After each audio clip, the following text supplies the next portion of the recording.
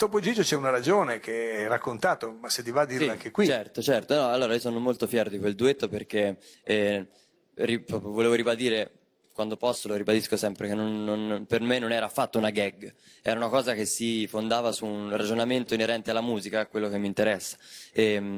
Topo Gigio esordì nel 58 con la voce di Modugno, perciò è come se anni dopo Cioè, il rincontrassi, primo che ha dato la voce a Topo Gigio sì, è stato Domenico con la Modugno. sveglietta. Sì. E anni dopo, così, in qualche modo, è come se avesse rincontrato Chiuso il cerchio. quella canzone su quel palco lì.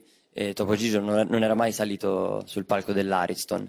Nessun pupazzo, anche se pupazzo mi sembra un termine Sì. riduttivo. Specie di Muppets. Sì. Un'altra cosa che mi ha ispirato è Elton John con i Certo, con i Muppets. Muppets, certo. E poi per il fatto che quella canzone parla, no, di un sogno, penso che un sogno così non ritorni mai più, di cose oniriche. E io credo che la musica, anzi, so che la musica che mi piace è quella che mi porta da qualche altra parte rispetto alla realtà. E perciò un personaggio di fantasia, ma così concreto come Topo Gigio, era perfetto per quell'occasione.